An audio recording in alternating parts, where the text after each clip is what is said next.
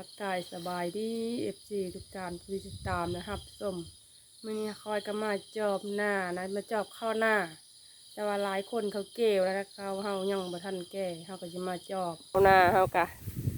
ยังไม่ทันละพอเก่เลยฮะก็จะเหลืองพอดีเฮ็ดโคโค่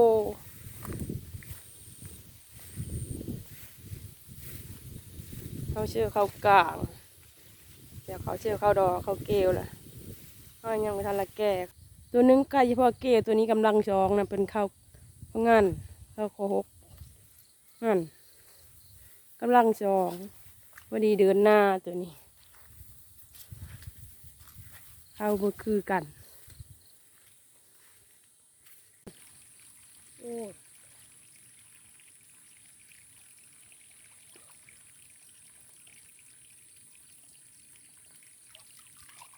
น้อยจะน้อยน้อยทั้งหมดเนาะ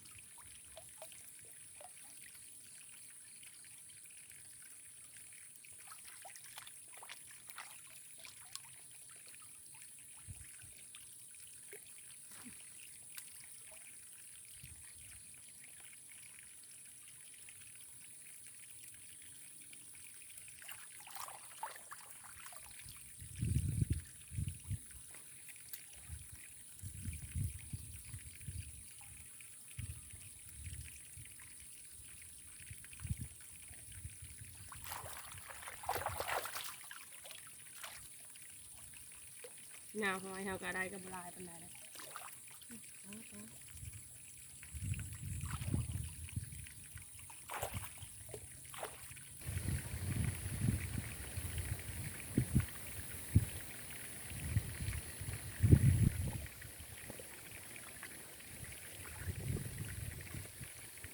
หน้าทุกคนหอยมันอยู่ข้างหน้าคาดในลายนะเอาเยอะเมื่อเชื่อลาบเท่ามีน้อยน้อยน้อยใหญ่นะเขานมอยู่น้องน้อยมันอยู่บนข้างหน้าคาดตอนน้ำไหลนี่เอาชิ้นเลือกเอาตัวน้อยใหญ่ๆมันน้อยน้อยปล่อย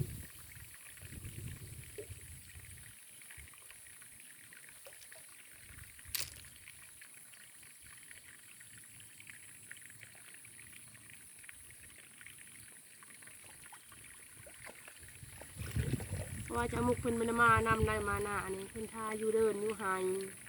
เขาควายเขามาจอบนาผู้เดียวเขาจอบนาแล้วเขาก็ชิเมอร์เลี้ยงควายอยู่หาย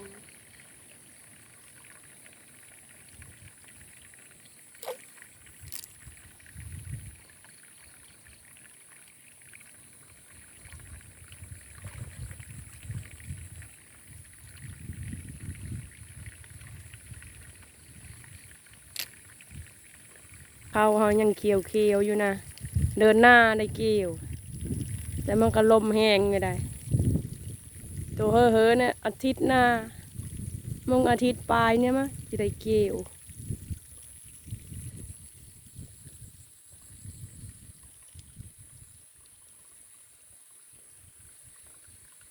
หอยเฮางมได้กับลายเติบเลยพ่อเชื่ออยู่ระดับเท่าแต่บริทีทงยางมานะใส่บัวตองเล่งเฮาจะเมื่อหาทงยางอยู่เทงนี่นะทุกคนปลาเข็งมันบืนนะ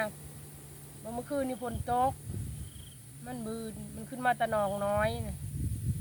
มันบืนอยู่อันก้นผักกระตาดที่เฮาเห็ดตอนเอาไว้นี่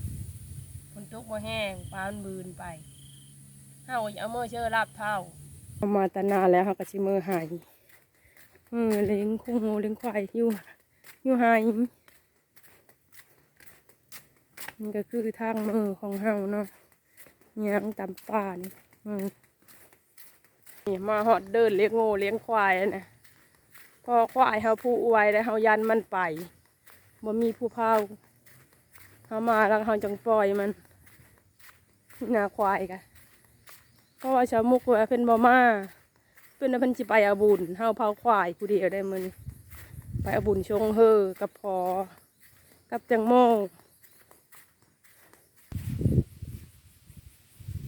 อันนี้คือใบมะขามอ่อนเนาะเอาจะเอาไปเชื่อต้มจ้าน้องโง่ว่าเขาซื้อน้องโง่นะคะเขาไปจอบหนาเขาเจ้าน้องโง่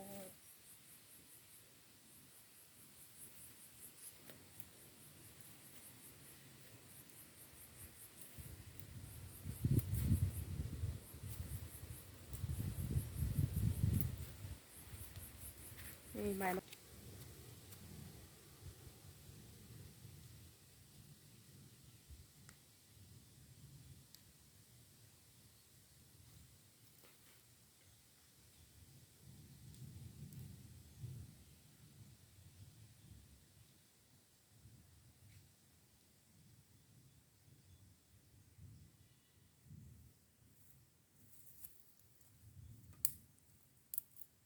ฝนตกก็แล้วนะฝนตกคือนี่ก็เริ่มแดดออกมาเลย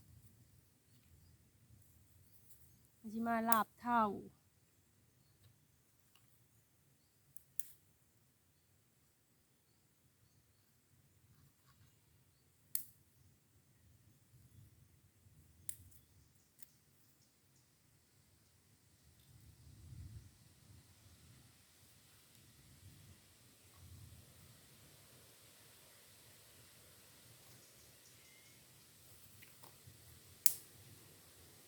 หมดเลยค่ะ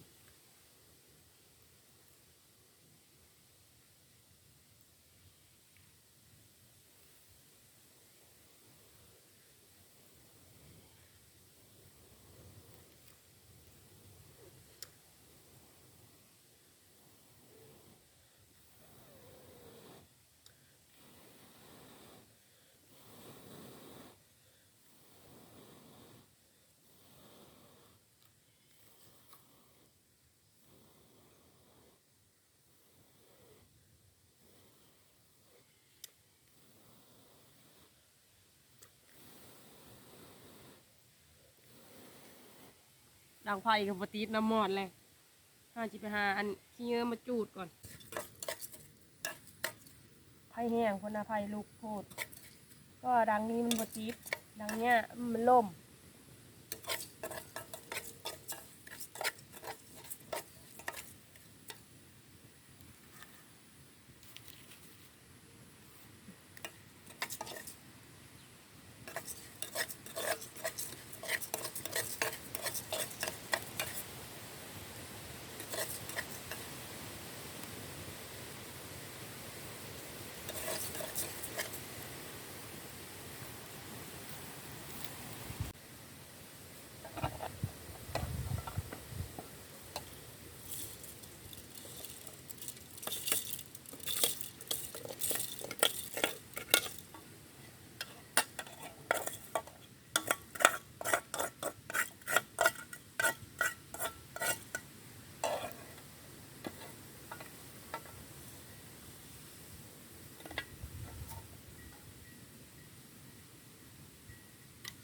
เนี่ยข้าวไม้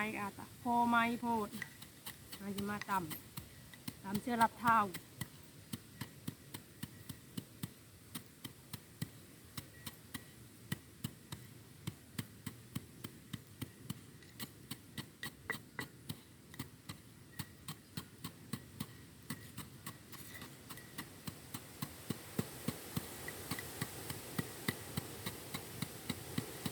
ไอ้ที่เฮางมมาตะหน้าเฮาก็ชิมาล้างต้มเสื้อลาบเท้า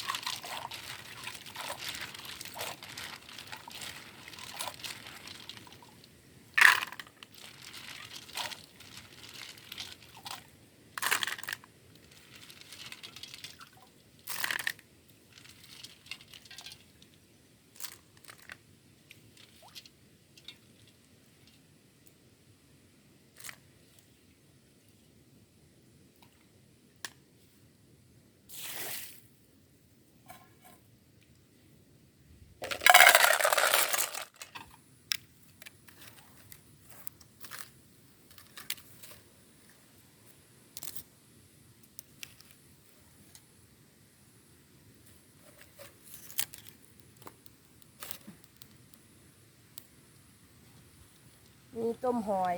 เสื้อรับเท้านะ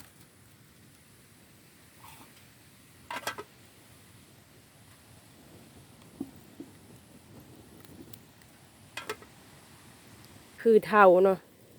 ว่าเท่าปลาเฮอมาเฮาก็เชียมาลาบนะเฮาไม่ได้ไปเอาเองอะเท่า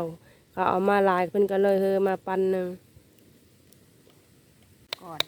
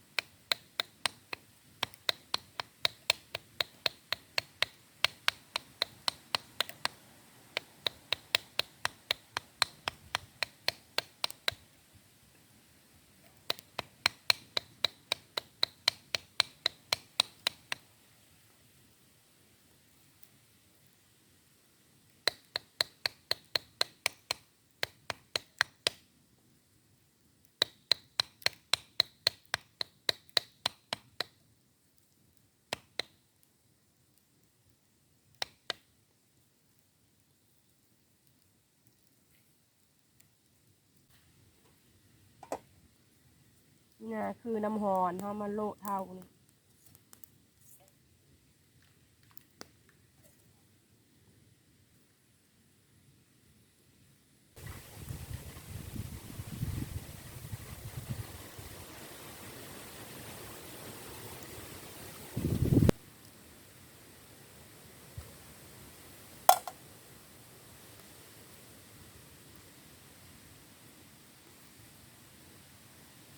เขามาจิ้มหอยที่เขาต้มชุกแล้วเขามาจิ้มหอยเชื่อลาบเท่า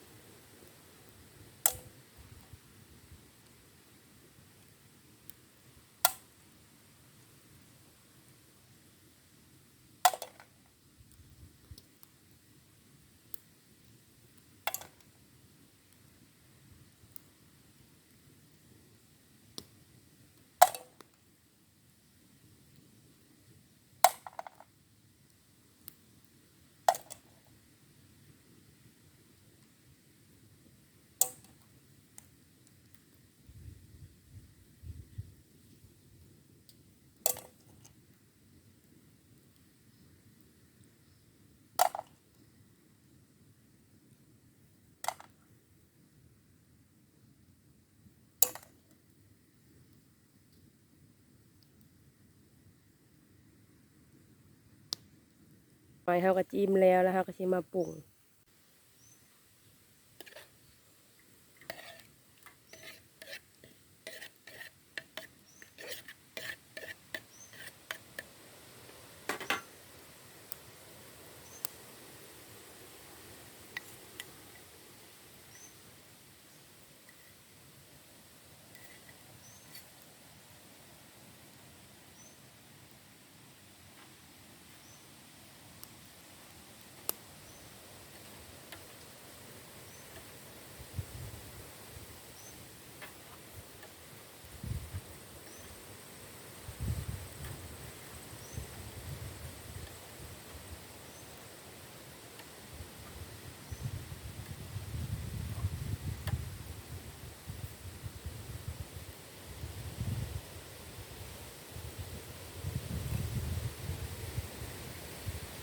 อันนี้คือน้องโง่นะอยู่มอเนี่ยเขาก็ชิมาต้ม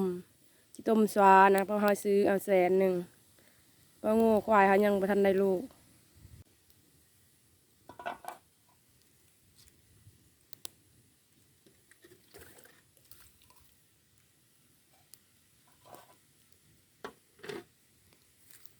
มาต้มน้องโง่นะต้มชั่วโมงนึงเพราะว่าหม้อใหญ่บ่มี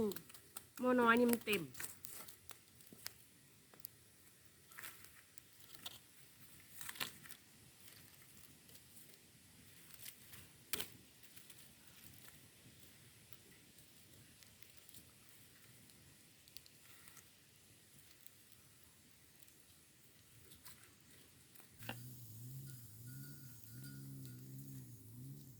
เขาก็มาช่วยน้องโง่นะคะจิสวา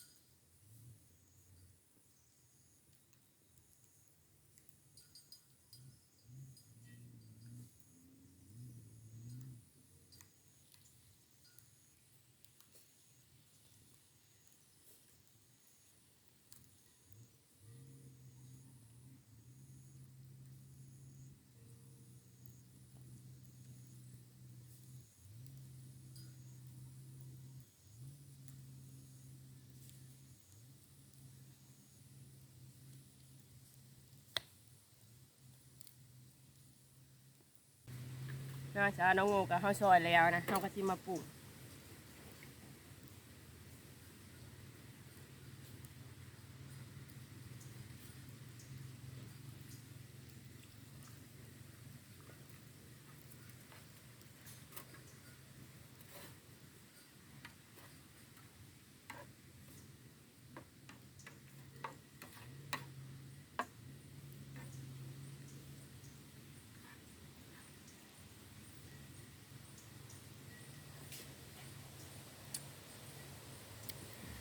เห็ด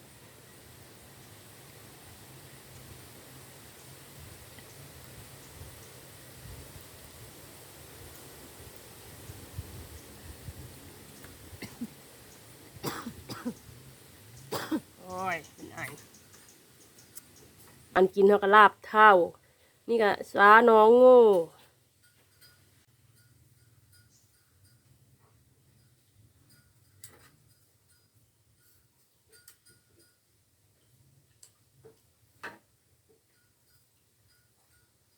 ข้าวนำกันเด้อทุกคนสาน้องโง่กับลาบเท่า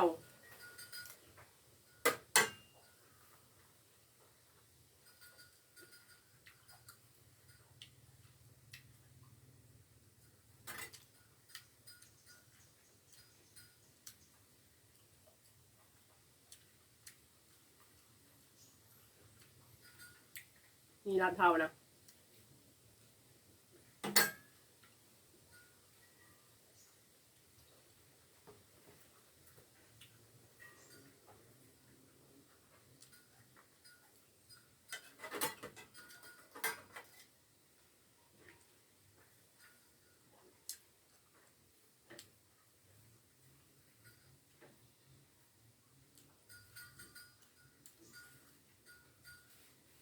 แตงโมกับมุกเป็นบ่ได้มานำนะเป็นประเทศบุญชงเฮ้ออยู่เมืองเฮากะมาเลี้ยงควายอยู่ไห้